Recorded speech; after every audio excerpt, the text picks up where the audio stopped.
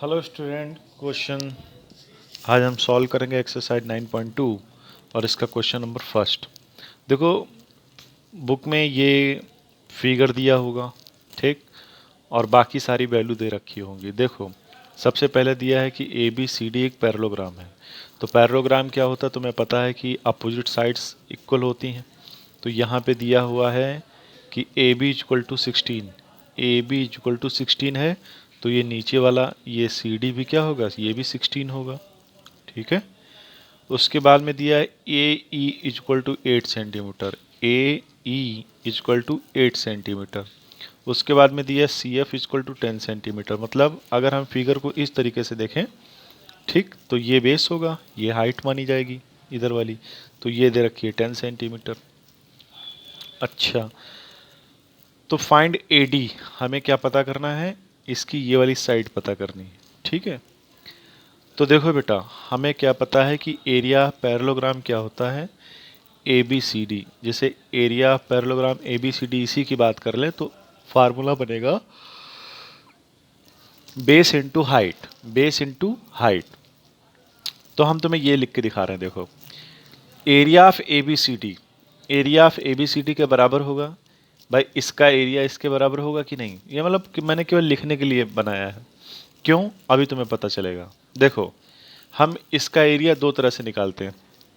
अगर हम इस साइड खड़े हैं नीचे यहाँ पे, तो हमारे लिए बेस क्या होगा, सी डी होगा, और हाइट हमारे लिए क्या होगी, ए ई होगी। तो इसीलिए हमने लिख लिया इधर, इधर हमने लिख लिया कि सी डी हमारा बेस है और हाइट हमारे लिए ए ई है। लेकिन अगर तुम इधर खड़े हो ऐसे करके, ठीक, तो तुम्हारे लिए बेस ए डी हो जाएगा और हाइट तुम्हारे लिए ये वाली मानी रखी, ठीक। लेकिन चाहे जैसे निकालो, चाहे इधर से निकालो बेस, बेस इंटू हाइट, या इधर से निकालो बेस इंटू हाइट, हम निकाल किसका रहे हैं, एरिया ऑफ मतलब parallelogram A B C D का ही तो निकाल रहे हैं। तो चाहे इधर से निकालो तब भी एरिया सेम आएगा, चाहे इधर से निकालो तब भी एरिया सेम आएगा। तो इसीलिए हमने लिख लिया इधर।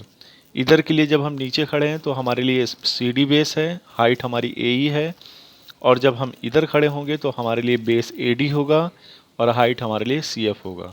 अब जो वैल्यू दे रखी है उनको रख दो, सी डी की जगह पे 16, ए ई की जगह पे 8, ठीक, ए डी की जगह पे, ए डी तो हमें पता ही करना है, ए डी हमें पता ही करना है, ठीक है, और सी एफ की जगह पे 10। तो देखो, अब हमने ए डी की वैल्यू निकाली, तो ये 10 इसके अपॉन में भेज दिया, 16 इंटू 8 अपॉन 10। तो 16 8 जा होता है 128 अपॉन 10, यानी कि 12.8 सेंटीमीटर ये हो जाएगा, ठीक है। ओके बेटा।